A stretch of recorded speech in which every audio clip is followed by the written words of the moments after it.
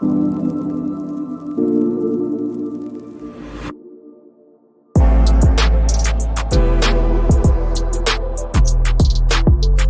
boy Deontay King back with another episode of the JYMs podcast. Today we have an episode talking about a very special person, a very emotional time of my life. Inviting you guys in to kind of learn from my experience, I guess you can say, and even a little bit of me venting about this part of my life. Um, for the most part, basically, like what's going to happen is I'm going to be speaking about my great grandmother, um, how her passing affected me in a good way, right? More not on her passing, but like the impact her life here had, and being able to see that um, come to fruition, when she passed, as other people were giving, testimonies and stories and things like that at her homegoing celebration. It really impacted me, especially, as a young man in the faith. Um, my granny was the first example I had of someone who was really about the faith, born again believer, you know. Then obviously, goes down to my Mima, and other people in my family. But my granny was she was the anchor, she was kind of she was the rock in the family. Everybody kind of leaned on her for a lot of things, and especially that spiritual part. Like, you go to her house, talk about stuff, get snacks and stuff like that, right? Especially for us as kids. But even more so than that, the impact of her life. Um, Always in the church, always serving. There was never a moment where I seen her not serving. Always at church services. She was the type to go to all three services and whatnot, right? Um, uh, Always in the area where the mothers are, or the deaconesses, where the wives of the deacons are. Um, she was always over there, bro. Like, I just remember, and I was thinking about it the other day, just remembering, like walking, me and my brother being in church back at home, walking over to her on the side of the church. So basically, like, right side is deaconesses, on the other side is the deacons. You got the pulpit in the middle. So, we'll be sitting on the right side of the congregation, and we'll walk over to her, asking for candy and stuff, right? Just kind of drawing back on those memories, like, dang, that stuff goes by fast, bro. It goes by fast. But yeah, man, this is gonna be in honor of my late great grandmother, Elizabeth Law Williams. Um, yeah, Granny. Shout out to Granny, man. Uh, I'll be seeing her soon. I know she will be with the Lord. And if anybody is watching this who has lost someone close to them, I hope this impacts them, especially impacts you in a way of how you should live your life. Bro, my granny was super impactful. I know Granny, you know what I mean? So I'm just go ahead and jump into it. I know my granny, knowing her personally, but it's a completely different perspective when you get to see how she impacted other people's lives, not only just as a granny, but like for the kingdom. You know what I mean? Like, she was doing kingdom work without being a pastor, without being, you know, so on and so forth, right?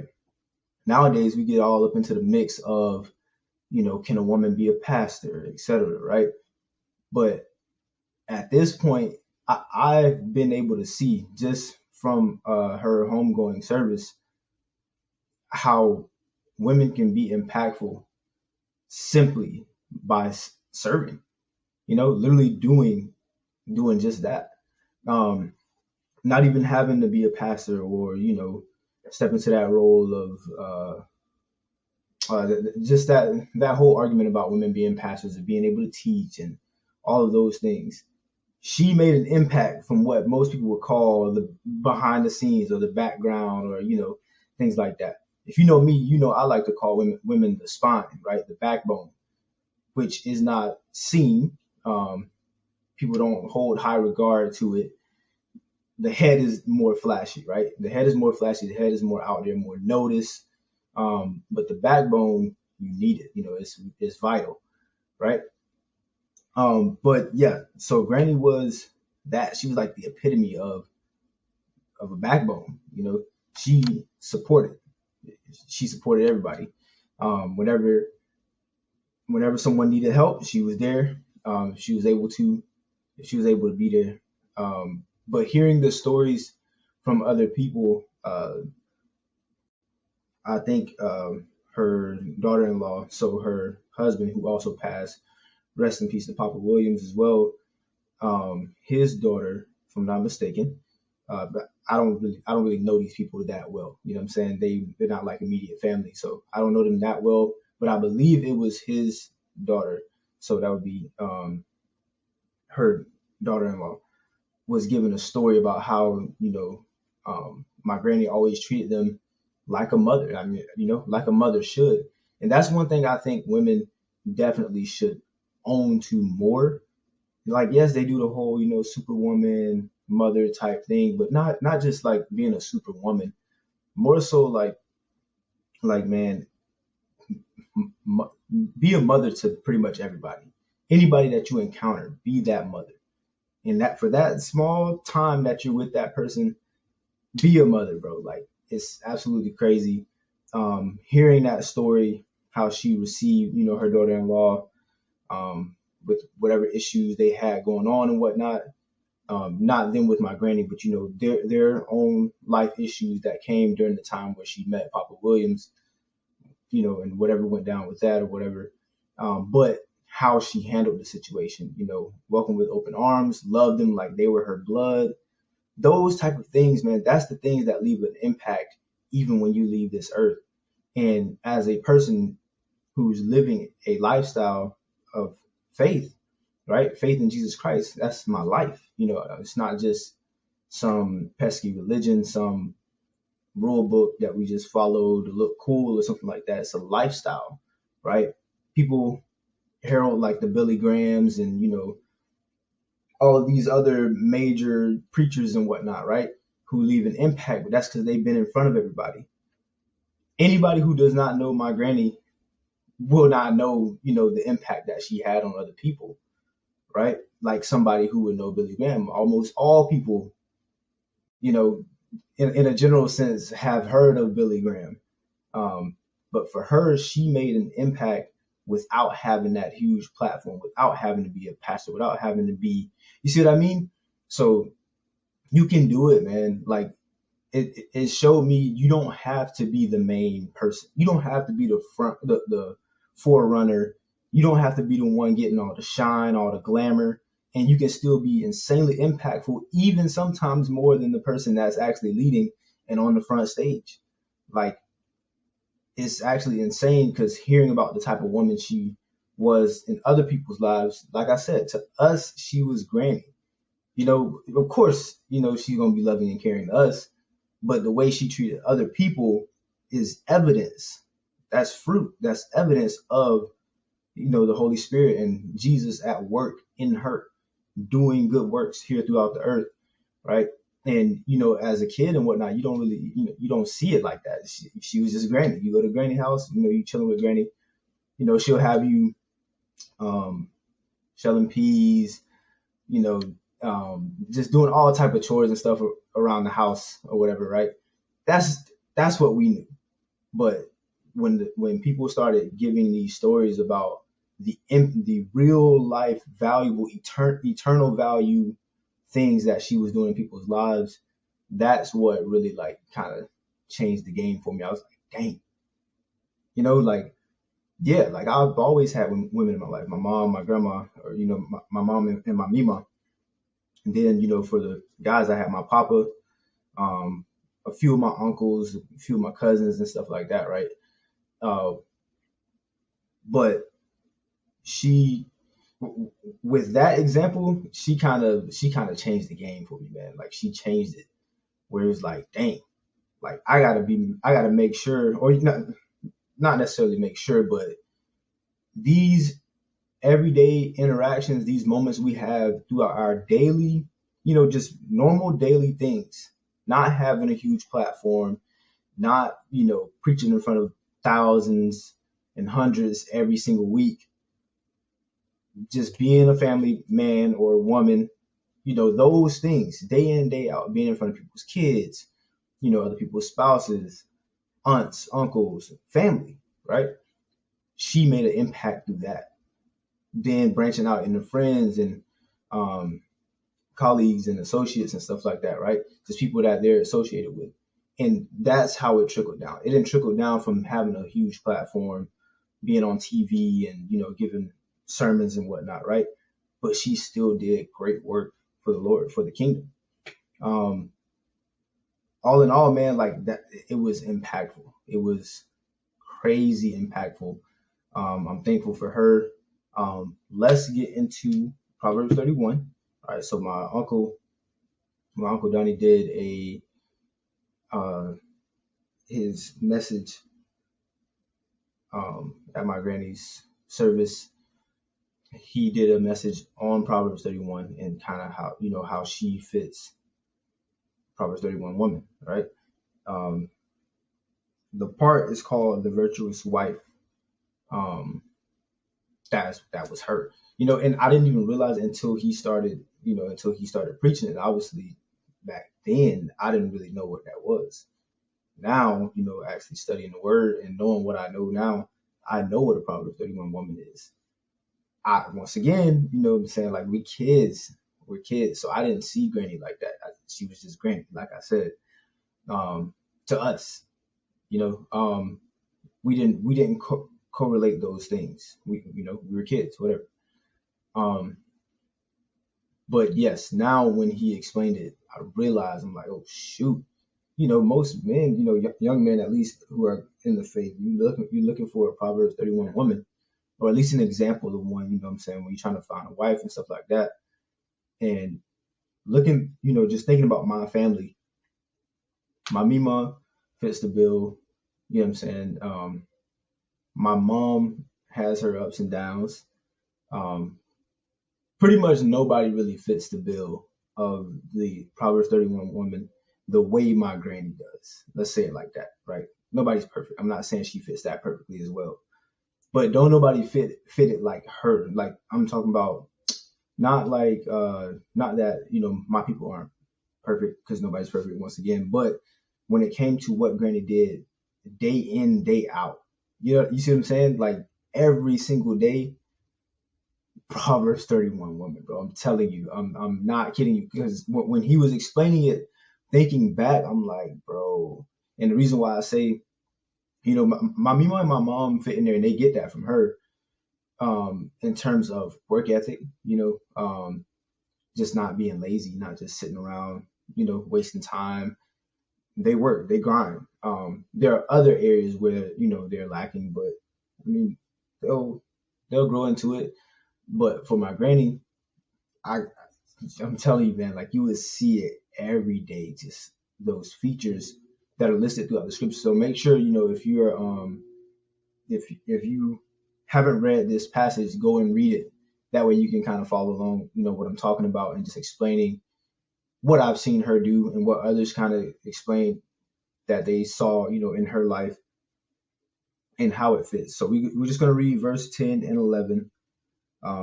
Who can find a virtuous wife? Proverbs 31, verse 10 and 11. Who can find a virtuous wife? For her worth is far above rubies. The heart of her husband safely trusts her, so he will have no lack of gain. Uh, yeah. We'll stop there. I was gonna read 12. I'll just read it just because. She does him good and not evil all the days of her life. So, um, I've never not known my granny to be married to somebody. For the most part. Um, my Mima's dad, I didn't know him. I wasn't around during that time. But afterwards, it was Pop. Um, he he was the main husband I knew. to my knowledge, never divorced. Her husband's passed until now, where she passed first and then her husband passed after her. But each one, to what I know of, she served diligently. And I was actually just having a Bible study. What's today? Wednesday. So yeah, this past weekend on Friday, I had a Bible study, and the topic of that Bible study was talking about um, the word slave, right? And being a slave to righteousness and what that actually means in terms of being a servant. Servant and slave go hand in hand. Now, slave can actually have a lot more, negative connotation to it, but it does actually mean the exact same thing. It's the same thing, bro. Granny was a servant. Let's just say that. She was a servant. She was always looking to serve. She was always doing something. And I find myself, that's just something that's passed passed down, from her and probably even before her through our blood, because Celeste knows it's the same thing. I have to be doing something. If I'm not, I have like 1,000 hobbies just because I always got to be doing something. Always. Like I just need to be doing something. I need to be active. I feel like I'm wasting time. I feel like I'm, I just need to get something done. I don't know. I don't know what it is, but I think I think it's passed down from her, but she was always doing something. She wasn't washing dishes. If she wasn't cleaning, she wasn't tidying something up. She was cooking or preparing to cook, taking out the trash, doing yard work. She was always doing something. If she wasn't doing that, she was probably making a phone call to somebody she forgot to call, listening to voicemails, and so that she can return the call. She was going, but like she was always doing something. It was never a wasted moment. It was never a waste of time. She would talk to you, but she would be talking and going unless she was out, like eating or something like that. But yeah, just like remembering those things. Like I said, once again, we were young, but now, now I can look back, on my memories and see like, dang, Granny, like she was hardly ever really sitting down unless we were eating, like I said. Let's look at the definition of a virtuous woman, or what virtuous mean. Doesn't really have to pertain to a woman, but you get my point.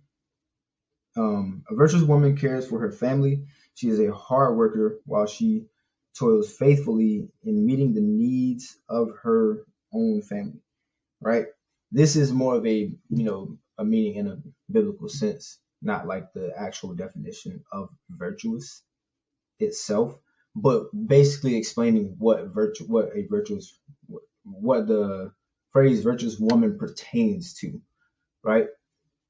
Right, and it's talking about taking care or caring for the family. That's being a servant. That's being a servant. It falls into the same category of being a slave to righteousness. Don't grow weary of doing good. All of those things go hand in hand. She epitomized that, like I'm telling you.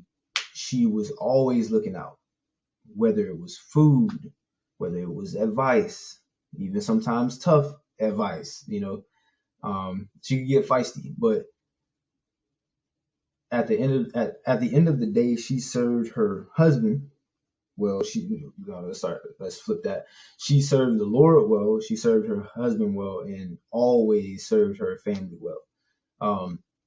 Everybody, bro, like everybody. And when it came to telling people the hard stuff, she was the one who did not mind doing it, no matter who it was in the family, distant, close relatives, or like in home, or what do you call it, like immediate family, stuff like that, right? It didn't matter. If you was blood, you was blood. She would talk to you like you've been in the house for years, basically. She didn't care. But yeah, man, she was very, very caring, and just diligent in that, like really diligent, always prepping something, always hands on with stuff, never like if she couldn't do it, she would ask you, but if she was able to get to it, she would do it herself. But even if she did ask you to do something, she was asking you to get the thing so she could do it, because she probably couldn't reach it or something like that. But it wasn't like a here, do this for me because I don't feel like doing it. Most of the time she would have us help her in the in her garden and stuff like that. Just in terms of teaching a lesson, not necessarily delegating work. She was gonna work, like she was gonna work, bro. Um, yeah, good times, man. Real good times. Let's jump over into grief. That was pretty much like the virtuous side of it, and just seeing that the way my uncle Dunny explained that, or talking about Proverbs 31. Make sure y'all read that full passage, man. It can help you out a lot. And things that you see in your life, fellas, if you're out there looking for a wife, things you need to look for, and even just respecting what your parents, mother, father, whoever have done for you. You don't really see it then. I'm telling you, as a kid, you don't really see it. You see a lot of the bad, some of the good, but at that time, you don't really have a fair balance of what all that stuff actually is in its entirety, right? You have an idea of right and wrong, but in its entirety, you don't understand the full aspect of it, the way you do when you become an adult. But yeah, so realizing that, man, the way he explained it, and the way now understanding it for myself, seeing the examples in her life, I understand why people say what they said, because I saw that in her too, just not realizing other people saw her like that. So when they started explaining, I'm like, dang, like wow, my granny was a Proverbs 31 woman. Here I am, looking for examples, just trying to find a life that kind of exemplified that. And there she was, like it was my granny the whole time. I found that in my wife. Others have found that in their wives as well. But, my granny was that first example. She was that first example of that. And at the time, I didn't even know it. But I am thankful for the characteristics that she instilled, through my Mima and to my mom and then down to me. Very thankful for that stuff, because it helps me not to be lazy. Although I can still be lazy. Don't get me wrong, but you get me in terms of that work ethic and just that drive. Like it would bug me, man, if I was just sitting around doing nothing all day. I gotta do something. Just gotta, I don't know, gotta put my hands on something. So yeah, let's go look at what was I saying? Oh, grief. There we go. Yeah. So okay, here, let's start here. When it comes to grieving, right? When it has not happened to you, and it's bound to happen to pretty much everybody, like it's almost inevitable. um it's different when it's close. When it hits home, like in home, it's different, bro. Like it's just not, you hear about people dying, maybe even from gun violence, or a celebrity that you knew, or something that's a little bit out. So it does not carry the same weight. It could carry some weight, but it don't carry the same weight.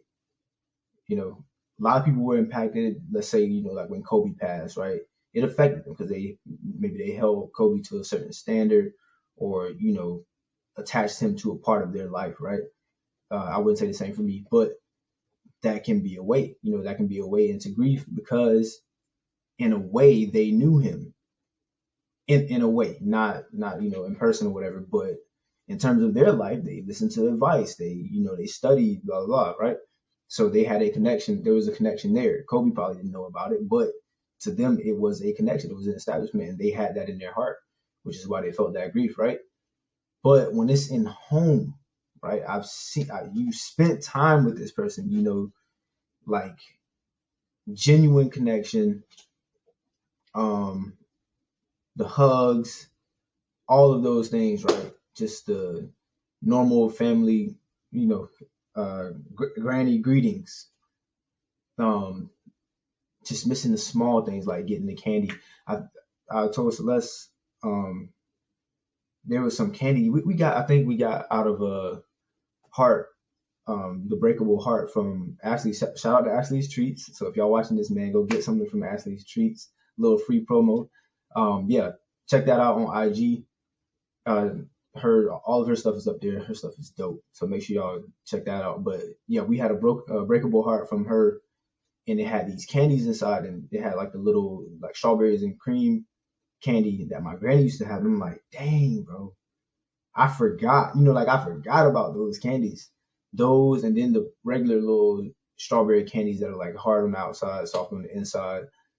Those as well. I'm like, dang, like we used to always go to her for those candies in church. You're not even really supposed to have candy or like gum and stuff in church at that time or at that specific church. But and then just thinking about going to her house. First thing we do, when you get to Granny house, first thing you gotta do, bro. Go to Granny house, you walk right in.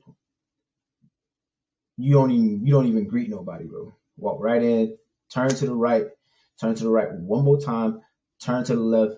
You at the fridge. All right, get you some snacks, get you some graham crackers. I don't care what it is, ginger snaps. It don't matter. She got all the snacks in there. All right, so you're gonna get some snacks, then you come back out, and then you greet. Right, then Granny gonna get on you for not greeting her, and then you be like, my bad. I'm sorry. Hey, Granny, how you doing? We love you, blah blah blah. So we just chopping it up. That's typical Deontay as a kid day at Granny's house. Um, at least the first part of it. But yeah, that's how it was. But the first thing we did whenever we got to Granny's house, going right in there and getting the snacks. It's funny. I was super greedy as a kid, bro. But anyways, grief, deep sorrow, especially that caused by someone's death. Right? It was sad. It was sad, more so seeing okay, well, one, that she won't be here in person no more, right? I can't like talk to her right now. That part hits you. That's one part. But I think more so for me because, if it was my mom or my grandma, my Mima, it would be a little bit deeper just because of the relationship, the day-to-day interaction was a little bit more. I had my interactions with Granny, but it wasn't as often, I guess you could say, as my mom and my Mima. It's just more often. That's how it is. That's how it goes. But it's still heavy because then I see my mom grieving, right? That was her grandmother. So for me, that would have been my Mima. I'm like, that made it heavier because I'm like, dang, if I lost my Mima, that's tough. So that's what my mom was dealing with. And obviously seeing your mom deal with that, right? That adds another level of grief. Then you got my Mima, that my granny was her mom. So then the thought of losing your mom, you see what I mean? So it all just stacks up. It's like, dang, my people, not only did I lose my great grandmother, my people are going through these levels of grief that I absolutely do not want to go through, and knowing that that's a reality. You see, it's different when, I've had dreams before. I've even woke up crying because I had a dream that my mom passed before.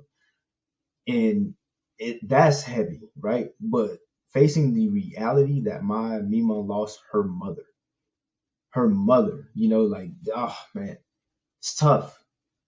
It's tough. I got friends who have lost their parents. Um, I got friends who lost close friends and stuff like that, grandparents. I'm fortunate that I haven't really lost a lot of people in my family. Kind of unfortunate because, down the line, that means more could be coming, Lord forbid. But, I'm fortunate to not have gone through it just yet, I guess you could say. But seeing it then, it's kind of like, dang, like that's sad, but you don't really understand the depth of it at that time until it hits home, like I said. So when that happened, it was like, dang. Crazy story is I want to say the week, not even the week, probably like 5 days before my granny passed. Um, she we had took my Mima out for her birthday basically, and we took her out to Clearwater Beach. We went out on the way back.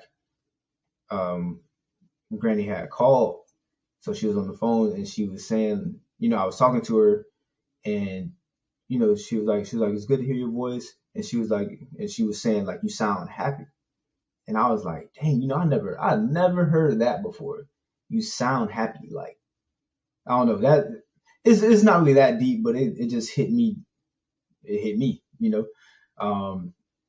a lot deeper than it was more spiritual. I just felt what she was saying. I was like, dang, sound happy, like that's good. Like that really sounds like a good thing.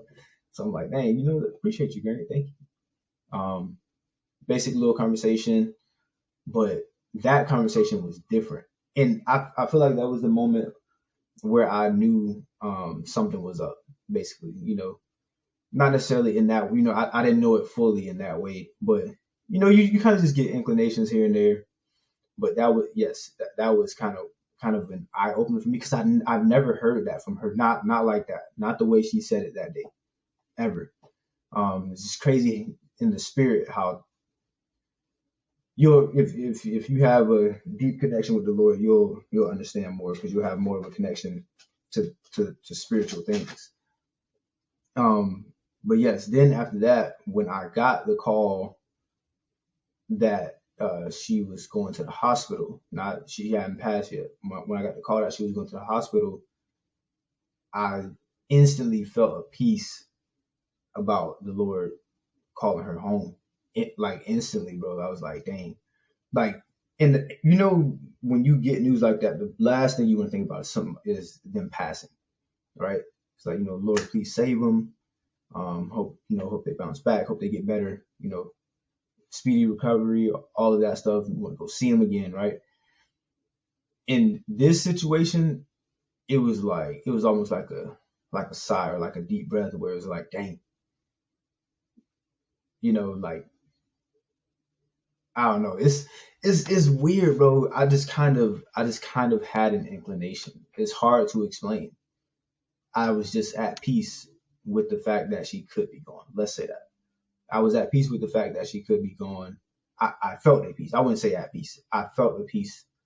Like, Lord, let your will be done. So when that happened, or when that call happened, that was one of the first times I ever felt that, or experienced that as well. So this is all first time things, man, like just one after the other. And I'm like, dang, like what in the world is this? Then shortly after, they called back and said she passed. And I'm not kidding you, man. Even on the first call, I kind of knew it was coming. Obviously we're human. We don't really know. You can have faith, but you don't know for sure until it hits. But yeah, I kind of knew. So it was sad, man. It was like, dang, that was her time. I'm even thankful to the Lord for giving me, some comfort, some peace in it, just knowing that it was her time. Not that I wanted her to pass, but in knowing that it was her time, that's it. She had run her race. She did her thing, man. That's what made me the most proud. Like I was saying earlier, it made me proud, man. I was so happy. I'm like, dang, blessed to be able to know my great grandmother. A lot of people don't know their great grandparents. None of them. So it's like I knew her. My granny to me is like most people's grandparents. So it's different for me. My great grandma was like my grandma. My grandma was more like my mom, and they kind of just went down, it's different because my mom had me at an early age, so everybody was young. Um, yeah, man, thankful, thankful for her. Very, very, a very memorable moment of my life. I'm thankful to have gone through it because of this. And that's the thing about the kingdom, bro. Like when it comes to living for Christ, when it comes to things of eternity, and you know, accepting Christ and living that life, and knowing you have victory over the grave, knowing you have the victory over the enemy. That Jesus got those keys. He's defeated death, right? He's overcome sin for us. He overcome the world for us. Knowing that makes this situation 1,000 times better. A thousand, I can't even express it, but it's 1,000 times better than what it would have been if I did not know any of this stuff. Knowing that one day I will see her again without a shadow of doubt in my mind, because she served the Lord faithfully. No doubt in my mind that she's going to hear, "Well done, my good and faithful servant." That's what she was, right? Hearing that is what, just, man, it just sparked something in me. I was like, dang, I want to be that. I feel like that's one of the first times in my life I ever looked at a family member and was like, man, I want to be that. That's what I want to do. That's what I want to be. When I'm gone, I want people to remember me like that. In terms of serving the Lord, in terms of being a kingdom man, as she was a kingdom woman, real deal kingdom woman. And anybody who it's KSW all day. So we about the kingdom, man. So having Granny as an example, that close in the family of somebody who was real deal doing kingdom work behind the scenes, not no popular ministry, no nothing like that. Behind the scenes, grinding for the Lord through her character, through her everyday walk. Every day she was on this earth.